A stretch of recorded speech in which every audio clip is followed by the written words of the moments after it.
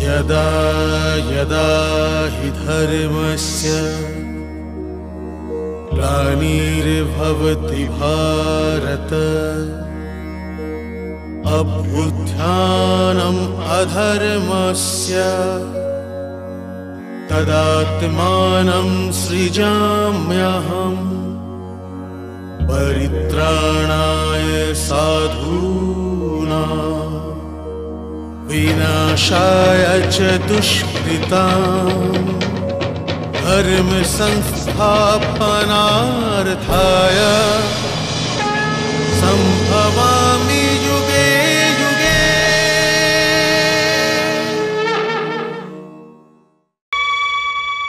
গান্ধার নরেশ শকুনি ওই জুয়ারির মতন যে বাজির পর বাজি হেরেই চলে, কিন্তু খেলা শেষ করবার জন্য তৈরি নয়। এই তো জুয়ার কেরামতি। কিন্তু শকুনি পাণ্ডবদের প্রতি এতটাই ঈর্ষান্বিত যে ওই ঈর্ষা ওকে অন্ধ বানিয়ে রেখে দিয়েছে। কুরু রাজভবনে অন্ধের সংখ্যা বেড়েই চলেছে। ধৃতরাষ্ট্র জন্ম থেকেই অন্ধ। গান্ধারী তো চোখের ওপর আবরণ বেঁধেই নিয়েছে। দুর্যোধন কর্মের জন্য অন্ধ। আর শকুনি পাণ্ডবদের প্রতি নিজের ঈর্ষার থেকে। আর ওদের তো ওই জয়দ্রথের কথা জানাইনি, যাকে তার বাসনা অন্ধ করে দিয়েছে।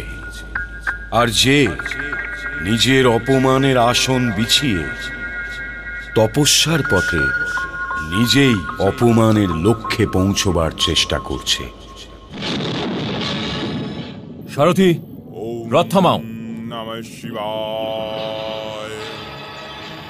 ওম নমঃ শিবায়। ওম নমঃ শিবায়। ওম নমঃ শিবায়। ওম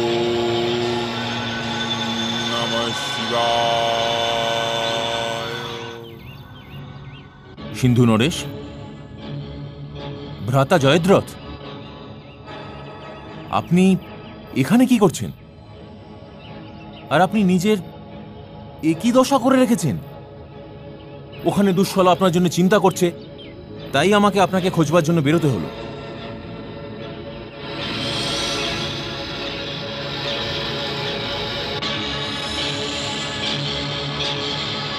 এটা আমি নই, এটা আমার মলিন, দূষিত, কলুষিত আত্মসম্মানের সব মিথ্যু দুর্যোধন। আমি এই মুখ না আমার মিত্রকে দেখাতে পারবো, আর না আমার শত্রুদেরকে। যুবরাজ দুর্যোধন, মিত্র দুর্যোধন, প্রিয় দুর্যোধন, এই 5টা টিকি দেখতে পাচ্ছ তো? এগুলো 5টা টিকি নয়, 5টা সর্প, যেটা দিন রাত সব সময় না থেমে আমার মস্তকের ওপর ঘুরে বেড়াচ্ছে আর আমাকে দংশন করে যাচ্ছে। ওরা কারা, যারা আপনাকে এভাবে অপমান করা সাহস করেছে, আর সেটাও আমার রাজ্যের সীমার ভেতরে? ওরা ওই পঞ্চশূল যুবরাজ, যারা তোমার হৃদয়ের মধ্যেও বিধে আছে। পাণ্ডব। পাণ্ডব? ওরা আপনার সম্পর্কে কথা ভেবেও একটুও সংকোচ করেনি যে আপনি ওদের ভগ্নিপতি, আর দুঃশলা ওদেরও তো বোন হয়। আপনার এই দশা বানিয়ে দিয়ে ওরা সাপের গর্তের মধ্যে হাত দিয়েছে ভ্রাতাশ্রী, আর দুর্যোধন ওদের এই অপরাধের জন্য কখনো ক্ষমা করবে না।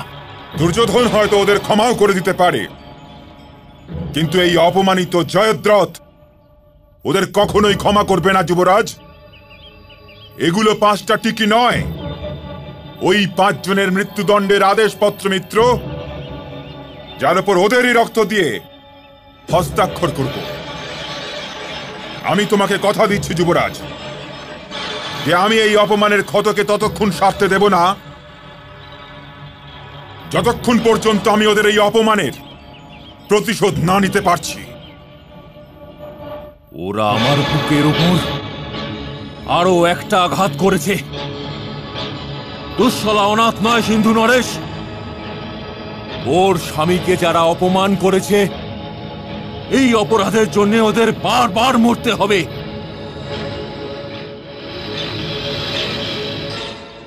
আপনি হস্তিনাপুরে চলুন। না, এখন তো আমি না সিন্ধু দেশ যেতে পারবো আর না হস্তিনাপুর। প্রথমে তো আমি তপস্যা করে মহাদেবের থেকে ওদের পরাজিত করার বরদান প্রাপ্ত করব।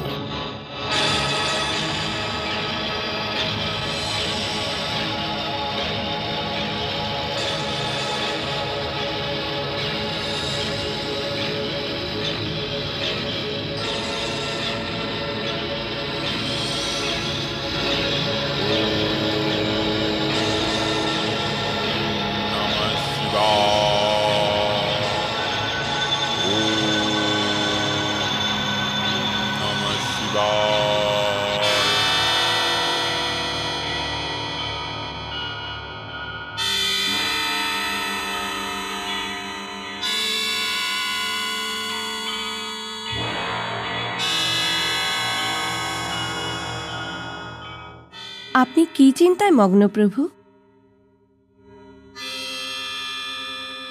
আমি এই জন্য চিন্তিত দেবী যে সিন্ধু দেশের রাজা জয়দ্রথ পাণ্ডবদের পরাজিত করার জন্য বর চাইতে তপস্যা করে চলেছে। তবে আপনি কি করবেন প্রভু? পাণ্ডব তো পৃথিবীর মধ্যে সত্যের প্রতিবিম্ব, আর স্বয়ং নারায়ণের কৃপা ছায়া রয়েছে। যদি আমার স্থানে তুমি হতে তাহলে কি করতে?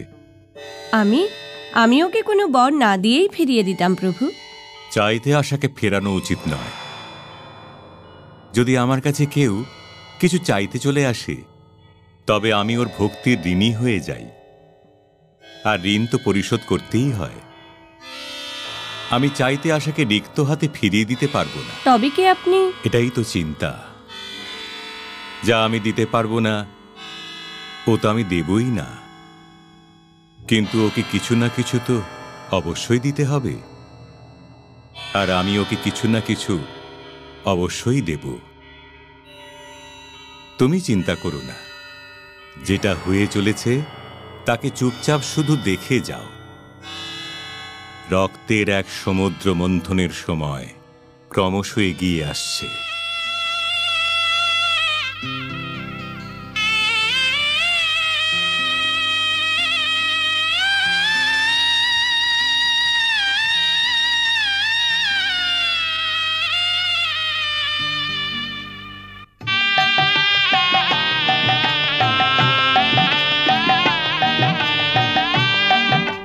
সব দিন হয় না তো এক সমান, সব দিন হয় না তো এক সমান।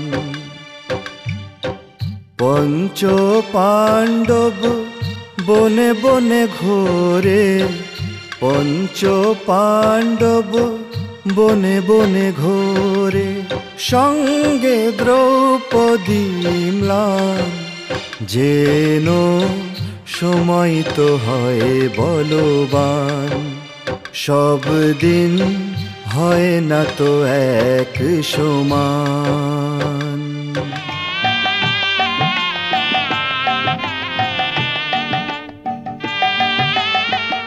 রাজমহলে ছিল বাসস্থান, রেশম বস্ত্র ছিল পরিধান, কাঁটার ওপর চলতে যে পারে সেই তো পড়ে গিয়ে দাঁড়াতে পারে। কখন কি যে লেখেন ভগবান, কখন কি যে লেখেন ভগবান, সব দিন হয় না তো এক সমান। কি ভেবেছিল আর কি হয়ে গেল, রাজপাট আজ সব চলে গেল। কাঁটার ওপর চলতে যে পারে সেই তো পড়ে গিয়ে দাঁড়াতে পারে। সেই হয় জীবনে যে মহান, সেই হয় জীবনে যে মহান, সব দিন হয় না তো এক সমান। আর্যপুত্র, খানিক বিশ্রাম নেওয়া যাক। বসো পাঞ্চালী। পিপাসাও পেয়েছে।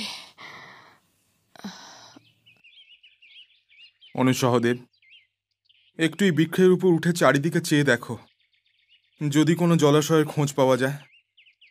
পিপাসার জন্য আমাদের সকলের জিভ শুকিয়ে কাঠ হয়ে গেছে। যথা আজ্ঞা ভ্রাতাশ্রী। সাবধানে উঠো সহদেব।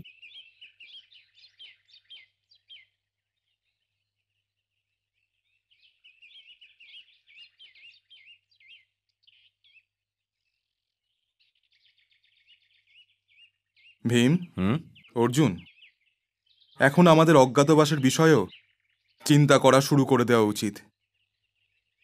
কারণ দুর্যোধন তো নিজের গুপ্তচর অবশ্যই পাঠিয়ে দিয়েছে, কিন্তু আমার মাথায় এটা আসছে না যে আমার এই তেজস্বী ভাইয়েরা লুকিয়ে থাকবে কি করে। মেজ দাদাকে পাচকের বেশে মানাবে।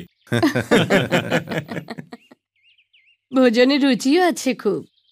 রন্ধনশালায় থাকলে একটা বছর যেন পাখির মতো উড়ে যাবে। আমার ভীমের সাথে ঠাট্টা করো না পাঞ্চালী, কিন্তু প্রস্তাব তো ঠিকই মনে হচ্ছে অর্জুন। আমি কোনো আস্তাবলের কাজে লেগে যাব, আর সহদেব ভ্রাতা কোনো গোশালা সামলে নেবেন, আর মহারাজ কোনো রাজা সভাসদ হয়ে যাবেন। কিন্তু এই গান্ডীব ধারে লুকোবেন কেমন করে?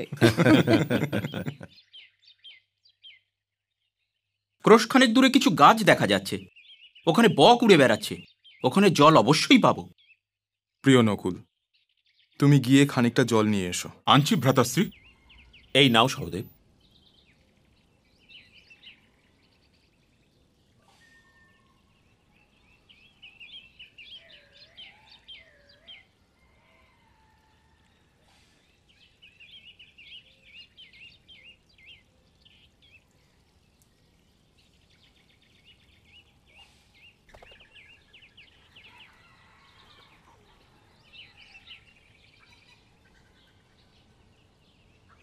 দাঁড়াও, আমার প্রশ্নের উত্তর না দিয়ে তুমি এই জল পান করতে পারবে না।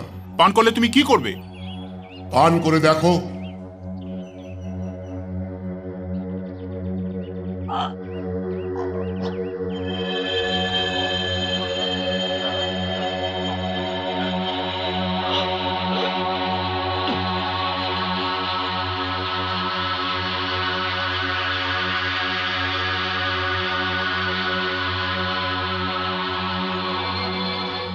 সহদেব, তুমি একটু গিয়ে দেখো তো ভাই, নকুলের এতক্ষণে ফিরে আসা উচিত ছিল। দেখে আসছি ভ্রাতাশ্রী।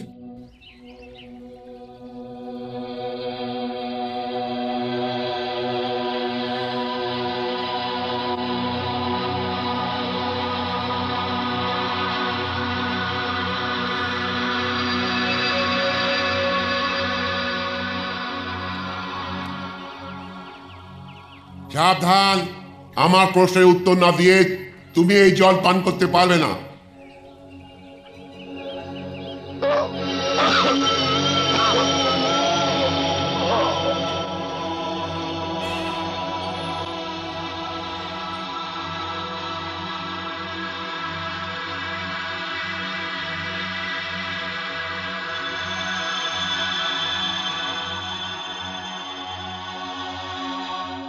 প্রিয় অর্জুন। হ্যাঁ ভ্রাতাশ্রী। আমার বড় চিন্তা হচ্ছে, তুমি একটু গিয়ে দেখো তো, কোথাও কোনো দুর্ঘটনা তো ঘটে যায়নি। আপনি চিন্তা করবেন না ভ্রাতাশ্রী, আমি এখনই গিয়ে দেখছি।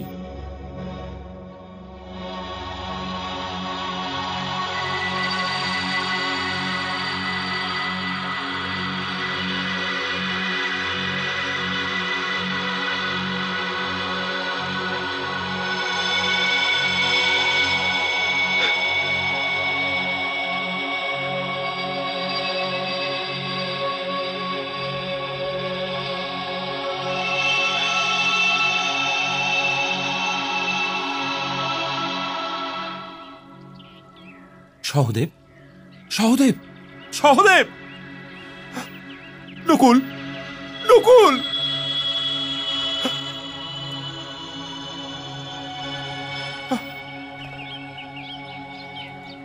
কে মেরেছে আমার ভাইদের? কে মেরেছে আমার ভাইদের? সামনে আয় হত্যাকারী, সামনে আয়!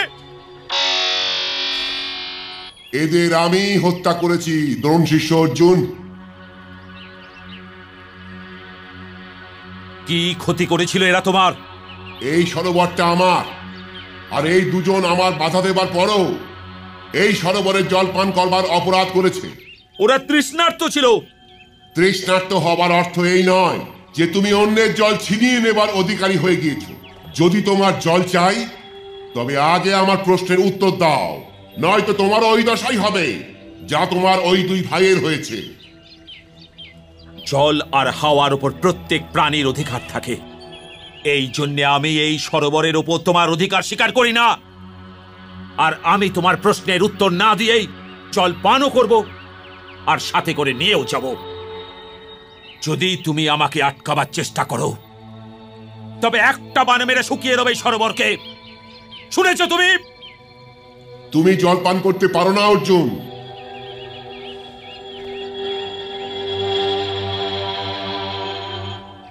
আমি তোমায় আবার বলছি অর্জুন, থামো।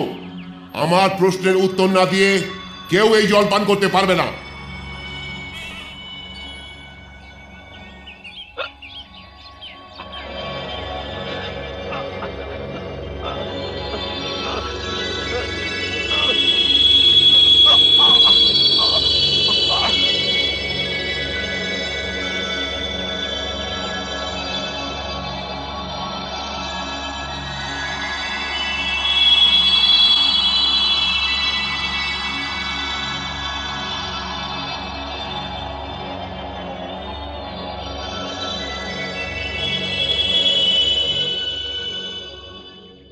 প্রিয় ভীম, অর্জুন অনুজদের নিয়ে তো এখনো এলো না। আমি এখনই দেখছি ভ্রাতাশ্রী।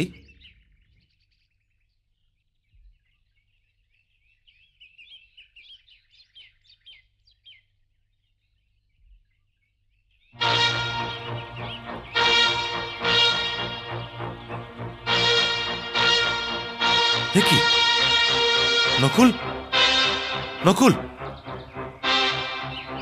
অর্জুন, সামনে আয় হত্যাকারী!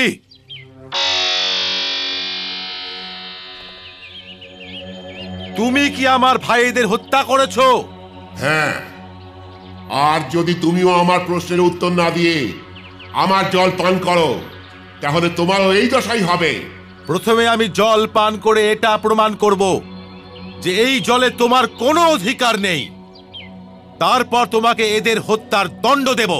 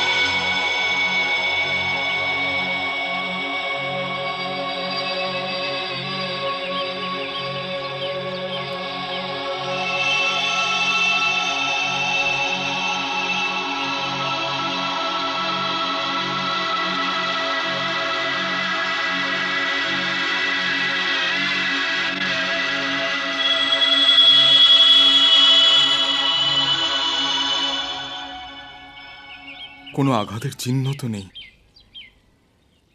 তবে কি সরোবরের জলই বিষাক্ত?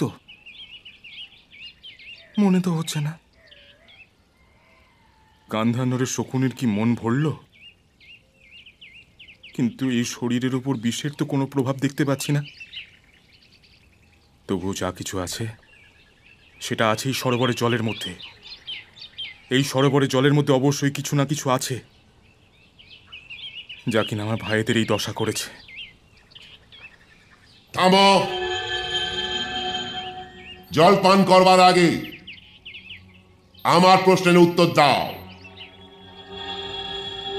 আপনি দয়া করে আমায় এটা বলুন যে আপনি রুদ্র, বসু অথবা মরুদ ইত্যাদি প্রধান দেবতাদের মধ্যে কে হন? আমি যক্ষ, আর আমি তোমার এই মহান তেজস্বী ভাইদের এই দশা করেছি। আমি এদের বাধা দিয়েছিলাম যে আমার সরোবরে জল পান করার আগে আমার প্রশ্নের উত্তর দিক, কিন্তু এরা মানেনি, তাই মারা গেছে। যদি তোমারও জল পান করা বা নিয়ে যাবার ইচ্ছে হয় তবে প্রথমে আমার প্রশ্নের উত্তর দাও। চেষ্টা করব। আপনি প্রশ্ন করুন। পৃথিবীর থেকে ভারী কি আছে? মাতা। আকাশের থেকে উঁচু কি? পিতা। পবনের থেকে উগ্রগতি কার? মনের। সংখ্যাতে ঘাসের থেকে অধিক কি? চিন্তা। মৃত্যু সম্মুখীন হওয়া পুরুষের মিত্রকে? দান। ধর্ম, যশ, স্বর্গ অথবা সুখের মুখ্য স্থান কি? ধর্মের মুখ্য স্থান দক্ষতা, আর যশের মুখ্য স্থান দান। স্বর্গের মুখ্য স্থান সত্যতে, আর সত্যের মুখ্য স্থান শীল। মানুষের আত্মা কি? পুত্র। জগৎকে কোন বস্তু ঢেকে রেখেছে? অজ্ঞানতা। আলস্য কি? ধর্ম না করা আলস্য হয়। সুখী কে? যে ঋণী না হয়। সত্যিকারের স্নান কোনটা? যা মনের ময়লা ধুয়ে দেয়। কাজলের থেকেও কালো কি? কলঙ্ক। লোকের মধ্যে শ্রেষ্ঠ ধর্ম কোনটা? দয়াই শ্রেষ্ঠ ধর্ম। কাকে নিজের বশে রাখলে শোক হয় না? মনকে নিজের বশে রাখলে শোক হয় না। লজ্জা কি? করবার যোগ্য কাজের থেকে দূরে থাকা লজ্জা। দয়া কি? সবার সুখের ইচ্ছা করাটাই দয়া। রাষ্ট্রের মৃত্যুর কারণ কি হয়ে থাকে? অরাজকতা। হে রাজন, বাস্তবে ব্রাহ্মণত্বের প্রমাণ কি হয়? কুল, চরিত্র, শিক্ষা না শাস্ত্রজ্ঞান? হে যক্ষ, কুল, শিক্ষা আর শাস্ত্রজ্ঞান ব্রাহ্মণত্বকে প্রমাণ করে না। ব্রাহ্মণত্বর প্রমাণ তো নিঃসন্দেহে চরিত্রই হয়। ভালো চরিত্রবান শূদ্র ওই ব্রাহ্মণের থেকে ভালো হয় যে জন্ম থেকে ব্রাহ্মণ হয় আর শাস্ত্রের জ্ঞানও আছে, কিন্তু যার চরিত্র ভালো নয়। ধর্ম কি তর্কতে আছে? না। তাহলে কি ঋষিদের বিচারধারায় আছে? না, কারণ কোনো একজন ঋষির বিচারধারা আরেকজনের সাথে মেলে না। ওদের মধ্যে মতভেদ হয়ে থাকে। কোনো ঋষির কাছে সম্পূর্ণ সত্য নেই। তাহলে ধর্মের সম্পূর্ণ সত্য কোথায় আছে? ব্যক্তির হৃদয়ের গুহার ভেতরে। আর সবচেয়ে বড় আশ্চর্য কি? আর সবচেয়ে বড় আশ্চর্য এই যে প্রতি ব্যক্তি এটা জানে যে মৃত্যু জীবনের অন্তিম সত্য, তবু এটাই ভেবে চলে হয়তো ওর জীবনের অন্তিম সত্য মৃত্যু নয়। ভারত শ্রেষ্ঠ, তুমি আমার সব প্রশ্নের সঠিক উত্তর দিয়েছ। এই জন্য 4 ভাইয়ের মধ্যে যে কোনো একজনকে চাও, সে জীবিত হবে। যদি এদের মধ্যে একজনই জীবিত হতে পারে তাহলে হে যক্ষ, আমি আমার প্রিয় অনুজ মহাবীর নকুলকে জীবিত দেখতে চাইছি। হে কুন্তি নন্দন, ভীম আর অর্জুনের মতন ভাইদের ছেড়ে দিয়ে তুমি নকুলকে জীবিত করার ইচ্ছে কেন করলে? আমার জন্য মাতা কুন্তি আর মাতা মাদ্রির মধ্যে কোনো পার্থক্য নেই। আমি দুজন মাতার প্রতি সমান সম্মান রাখি। যদি আমি ভীম কিংবা অর্জুনকে জীবিত দেখতে চাইতাম তবে এইটা মাতা মাদ্রির সাথে অন্যায় হয়ে যেত। আর মাতা কুন্তির 3 পুত্রের মধ্যে আমি তো জীবিত আছি। এই জন্য মাতা মাদ্রিরও এক পুত্রকে জীবিত দেখতে চাই, যাতে মাতা মাদ্রি এটা না ভাবেন আমি ওনার প্রতি ন্যায় করিনি। এই জন্য আমার ভাইদের মধ্যে যদি একজনই জীবিত হতে পারে তবে আমি আমার প্রিয় অনুজ নকুলকে জীবিত দেখতে চাই। যদি মাতা কুন্তির এক পুত্র জীবিত থাকে তাহলে মাতা মাদ্রিরও অন্তত এক পুত্র জীবিত থাকা উচিত। আর যদি আমি এই বলতাম যে তোমার দুই ভাই জীবিত হতে পারে, তাহলে তুমি কাদের নাম বলতে? হে যক্ষ, তাহলে আমি সহদেবের নাম নিতাম, কারণ ও ভীম আর অর্জুন দুজনের থেকেই ছোট। তোমার এই বাক্য আমাকে অতি প্রসন্ন করেছে ভারত শ্রেষ্ঠ। তুমি ভরত বংশের গৌরব। তুমি নিজের সকল ভাইদের জীবিত পাবে।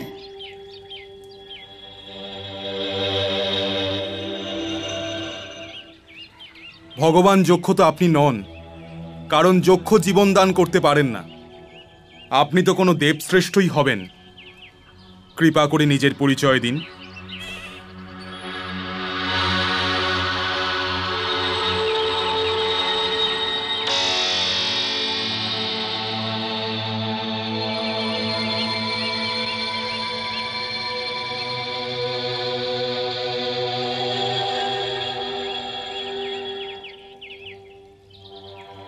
হে জ্যেষ্ঠ কুন্তিপুত্র, আমি ধর্মরাজ, আর তোমাকে দেখবার জন্যই এখানে এসেছিলাম।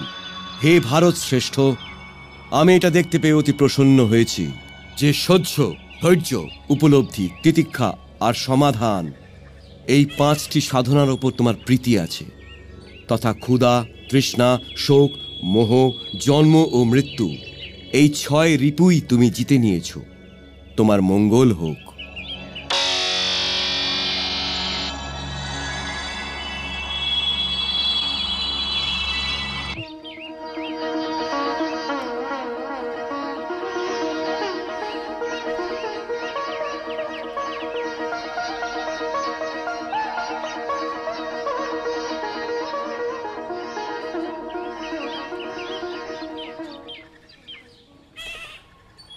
পাঞ্চালী অপেক্ষা করছে নিশ্চয়ই।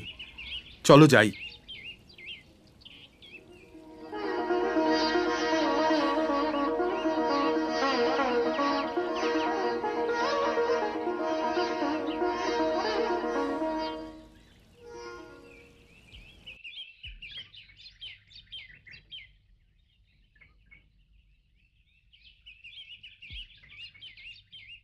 পাঞ্চালী,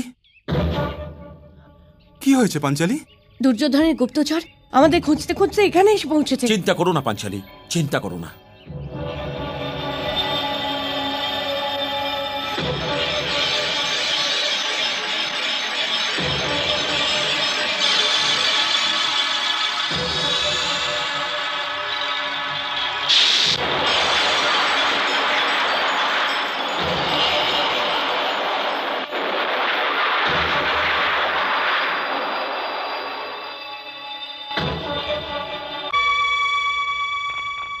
ও ধর্ম হোক অথবা অধর্ম, সত্য হোক অথবা অসত্য, শূন্যতে বাঁচতে পারে না।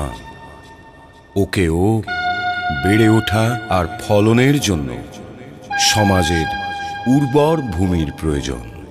কারোর যুধিষ্ঠির চাই, কারোর বা ধৃতরাষ্ট্রকে চাই।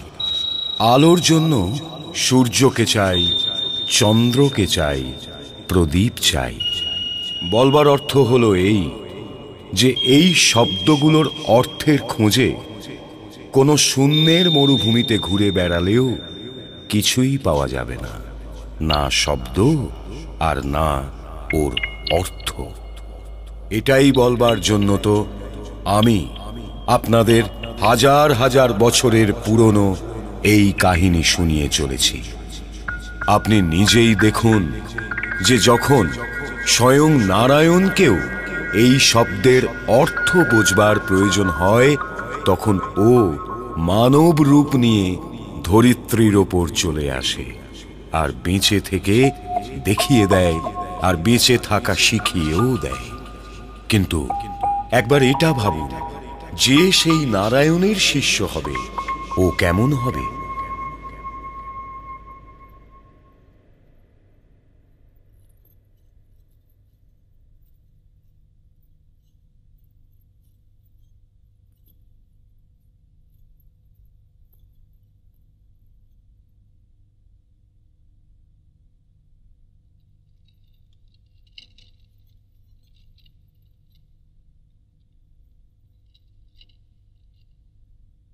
পুত্র অভিমন্যু,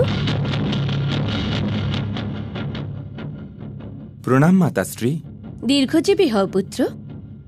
কোথাও কি কোনো যুদ্ধে যাচ্ছ পুত্র? না মাতাশ্রী, কিন্তু মামাশ্রী এটা বলেন যে যতক্ষণ না আমি অসুযুদ্ধে কৃতবর্মাকে পরাস্ত করতে পারবো ততক্ষণ উনি আমায় যোদ্ধা মানবেন না।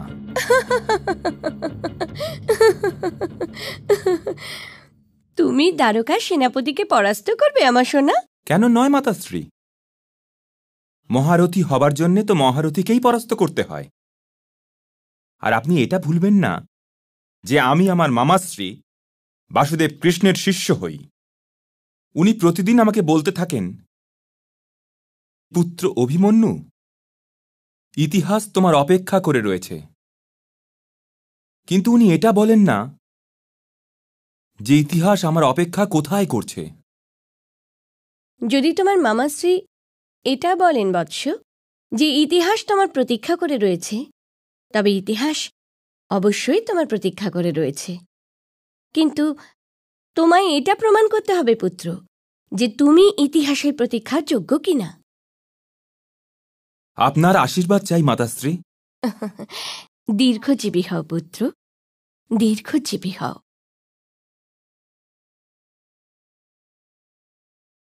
সাবধান বৎস।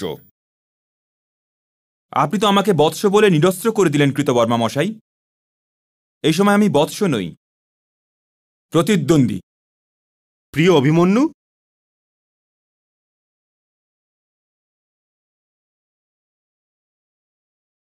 যুদ্ধতে এটাও অসম্ভব নয়। তোমাকে যাদের সঙ্গে যুদ্ধ করতে হবে ওনাদের তোমাকে বৎস বলবারও অধিকার থাকতে পারে। কখনো কখনো জীবন মূল্যের রক্ষার জন্যও যুদ্ধ করতে হতে পারে। আর এমন যুদ্ধে কেউ কারোর সম্পর্কের বন্ধনে বাধা থাকে না। এই জন্য অস্ত্র ওঠাও আর কৃতবর্মার মুখোমুখি হও। যথা আজ্ঞা।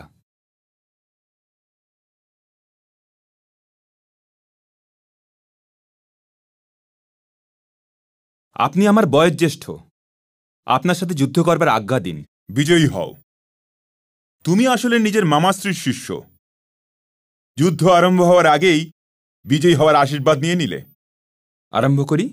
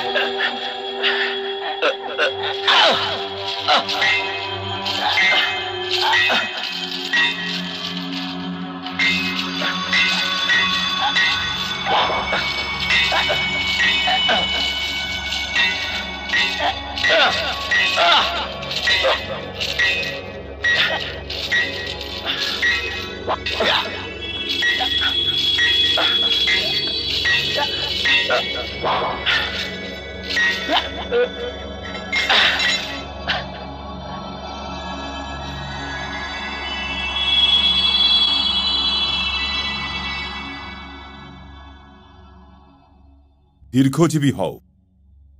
হে বাসুদেব, এই বালক তো এমন যার জন্য ভীম আর অর্জুনের মতো যোদ্ধারাও গর্ব করবেন। ওরা ওর ওপর অবশ্যই গর্ব করবে কৃতবর্মা। ওর ওপর তো স্বয়ং আমার গর্ব হয়। ও এমন যোদ্ধা যার নাম ওর শত্রুও সম্মানের সঙ্গে নেবে। কিন্তু আমার শত্রু কারা হবেন মামাশ্রী? কোনো সাধারণ ব্যক্তি তো তোমার শত্রু হতেই পারে না বৎস।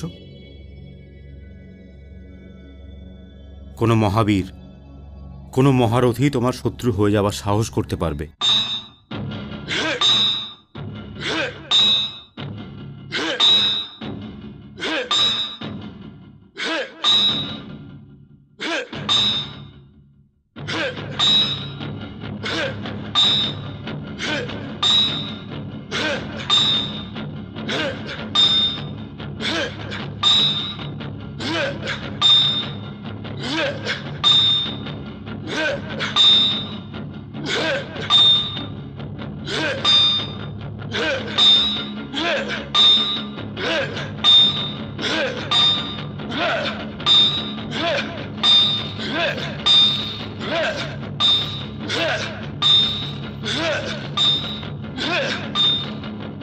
মনে হচ্ছে যে তুমি কোনো শুভ সংবাদ নিয়ে এখানে আসোনি।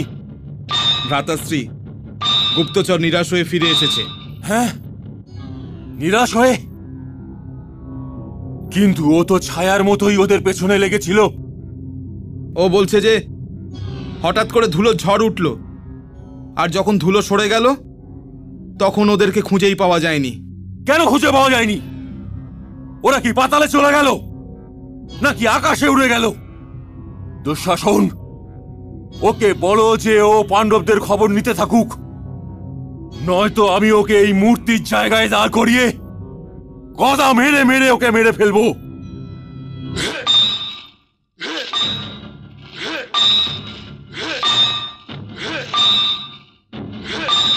অজ্ঞাতবাসের বছর তো আরম্ভ হয়ে গেছে বিদুর, আর এই বছর হস্তিনাপুরের জন্য খুবই গুরুত্বপূর্ণ।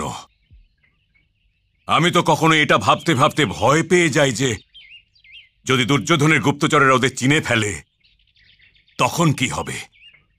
আর যদি চিনতে না পারে জ্যেষ্ঠ ততশ্রী, তাহলে কি হবে? তখন আর কি হবে? ওরা ফিরে চলে আসবে, ধৃতরাষ্ট্র থেকে আশীর্বাদ নেবে, আর ইন্দ্রপ্রস্থ ফিরে যাবে। আপনি বিশ্বাস করেন জ্যেষ্ঠ ততশ্রী যে ওদের ফিরে আসার পর দুর্যোধন ওদের ইন্দ্রপ্রস্থ দিয়ে দেবে? কেন দেবে না? ওটা তোকে দিতেই হবে। যদি এমন হয় জ্যেষ্ঠ ততশ্রী, তাহলে তো আমি দুর্যোধনকে চিনতেই পারিনি। যদি এমন হওয়ার হতো তাহলে দূত ক্রীড়ার কি প্রয়োজন ছিল? দ্রৌপদীর বস্ত্রহরণ কেন হয়েছিল? অজ্ঞাতবাসেরই বা কি প্রয়োজন ছিল? বলুন জ্যেষ্ঠ ততশ্রী। দুর্যোধন এটা তো করতে পারে না বিদুর। এটা তো আপনার মনকে বোঝানোর চেষ্টা করে চলেছেন জ্যেষ্ঠ ততশ্রী। আপনি ভালো করে জানেন যে দুর্যোধন কি করতে পারে। দুর্যোধন তো অন্ধকার জ্যেষ্ঠ ততশ্রী, অন্ধকার। আর যদি কখনো এই অন্ধকারের মধ্যে আলোর অঙ্কুর ফুটে উঠতে চায়, তখন গান্ধার নরে শকুনি ওই অঙ্কুরের ওপর নিজের অন্ধকার উজাড় করে দেন। যদি আপনি এটা চাইছেন যে যুদ্ধ না হোক, আর আপনি দুর্যোধনের পক্ষে যুদ্ধ করবার অপমান থেকে বেঁচে যেতে চাইছেন, তাহলে মহাদেবের কাছে প্রার্থনা করুন যে পাণ্ডবদের অজ্ঞাতবাস যেন সফল না হয়। হ্যাঁ জ্যেষ্ঠ ততশ্রী, আমি তো এটাও চাইছি না যে আমার প্রিয় পাণ্ডবরা ওদের অধিকার থেকে বঞ্চিত হয়ে যাক বিদুর। আমি তো এটা প্রার্থনা করতে পারি যে ওরা সবাই সর্বদাই সুখী থাকুক, এরা হস্তিনাপুরে আর ওরা ইন্দ্রপ্রস্থে। কিন্তু আপনি অসম্ভবের জন্য প্রার্থনা কেন করছেন জ্যেষ্ঠ ততশ্রী? তুমি কি জানো ওরা এখন কোথায়? ওরা অজ্ঞাতবাসে আছে। আমাকে তুমি কথার চক্রবর্তীতে ফাঁসানোর চেষ্টা করো না বিদুর, চেষ্টা করো না। লাক্ষাগৃহের দুর্ঘটনার সময়ও তুমি এটাই করেছিলে, আর পাণ্ডবদের এই অজ্ঞাতবাস তারই পরিণাম। যদি তুমি আমাকে কর্ণ, শকুনি আর দুর্যোধনের ষড়যন্ত্রের কথা আগেই জানাতে, তবে মহাদেবের দিব্যি যুধিষ্ঠির আর ওর ভাইদের বিরুদ্ধে ষড়যন্ত্র রচনার পর ওখানেই মহারাজের থেকে আমি ওদের মৃত্যুদণ্ড চেয়ে নিতাম, আর মহারাজের পুত্রমোহ ওদেরকে বাঁচাতে সফল হতো না। কিন্তু আজ আমি অসহায় আর তুমিও অসহায়। আমরা দুজনেই ওই বৃক্ষদেরই মতন, যারা চাইলেও নিজের ওই স্থান থেকে সরতে পারে না যেখানে ওদের জন্ম হয়েছে। নিজেদের ছায়াও আজ আর আমাদের আয়ত্তের মধ্যে নেই। আমরা কেবল ওই সৌদামিনীর প্রতীক্ষা করতে পারি যে আমাদের ওপর পড়ে আমাদের ভস্ম করে দেবে। এই ধৃতরাষ্ট্র আর শকুনিদের এই যুগে জন্ম নেওয়া আমাদের জন্য অভিশাপ বিদুর, অভিশাপ, অভিশাপ। হস্তিনাপুরের রাজনীতির আধার কেবল নিহিত স্বার্থ হয়েই রয়ে গেছে, যার মধ্যে দেশপ্রেমের কোনো স্থানই নেই বিদুর, কোনো স্থানই নেই। এটা আমার কাছে ভীষণ দুর্ভাগ্য বিদুর, আর এটা আমার হস্তিনাপুরের জন্য দুর্ভাগ্য। হস্তিনাপুর আমার স্বপ্নের ধ্বংসস্তূপ হয়ে রয়ে গেছে বিদুর, ধ্বংসস্তূপ হয়ে রয়ে গেছে। আমার মাতৃভূমি মৃত্যু শয্যার ওপর শুয়ে রয়েছে বিদুর, মৃত্যু শয্যার ওপর শুয়ে রয়েছে। তাকে বাঁচানোর চেষ্টা করো, আর তার ওষুধ রাজনীতি নয়, দেশপ্রেম বিদুর, দেশপ্রেম। আমি কখনো এটা ভাবিনি যে আমার এই হস্তিনাপুর একদিন আমার ধৃতরাষ্ট্র, ওই শকুনি আর আমার দুর্যোধনের হাতের পুতুল হয়েই রয়ে যাবে। হে মাতৃভূমি, আপনি এই গঙ্গাপুত্র ভীষ্মকে ক্ষমা করে দিন। এখন যা কিছু ঘটছে আমি কখনো ভাবিনি সেটা, আমি কখনো চাইওনি সেটা। এখন যা কিছু ঘটছে তাকে আটকানো আমার আয়ত্তেও নেই, কারণ বহু বছর আগেই আমি আপনারই হিতার্থে আমার নীতিজ্ঞানের চোখের ওপর আবরণ বেঁধে নিয়েছি। আবরণ বেঁধে নিয়েছি মাতা, আবরণ। দেশপ্রেমে স্বার্থপরতা